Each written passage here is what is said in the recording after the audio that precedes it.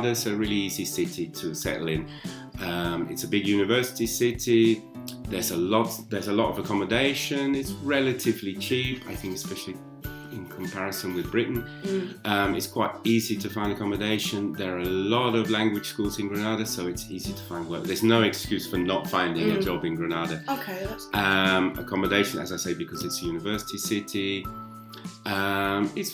I think it's pretty easy to come and live here and settle in. It's an attractive city, attracts a lot of visitors. We've got the Alhambra, there are mountains and a ski resort nearby, the coast is just down the road, so it's a fairly, for a provincial European or Spanish city, it's fairly cosmopolitan. Okay, so Darren, how easy was it to set up a life here when you first came to Granada, or Spain in general? Well, when I first moved to Spain, like in '96, I already had a few links here with people. I'd already met a few people, but really, what I found problematic was the language, because where I was living in Cuenca, I struggled at first with the language, and that was the big difficulty for me was the language. I had a kind of basic A2 style, Spanish to start with. I could ask for a bocadillo and things, but the day-to-day meeting people, getting to know people, it was very difficult.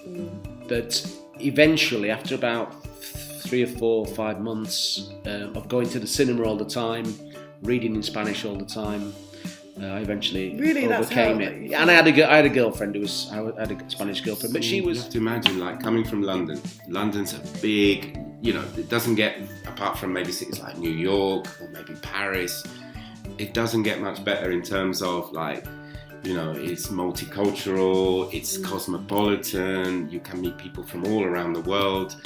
And like moving from a city like London to a small provincial city, this was our concern. So we actually discovered that Granada had a little bit, just not, it's nothing to compare with London, but a little bit of that here.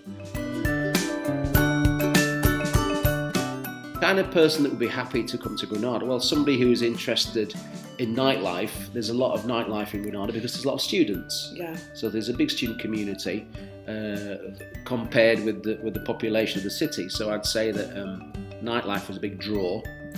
Also, it's a very historical city, and obviously it's got the Alhambra, and it's not only got the Alhambra, it's got the Arabic Quarter, it's got the Jewish Quarter, it's got a medieval quarter.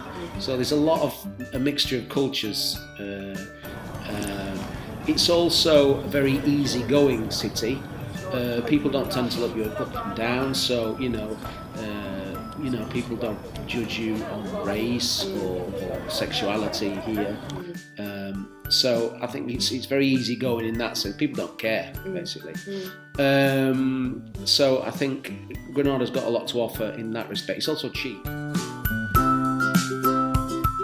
Obviously, you need to check out the work situation. Again, it's very easy. I mean, for example, here in Granada, I would say there are probably in the region, in the city and the metropolitan area of the city, somewhere between 50 and 60 academies offering English language teaching. It's a huge, I run an academy, and possibly also it's good to have spent some time in the country, have a little bit of knowledge of the culture and the language before you come out and look for work. But this is a chicken and egg thing, so when do you do that, But well, first, I would recommend you get a degree, and then get your TEFL qualification, or TESL or CELTA, or whatever it is, qualification, one of these.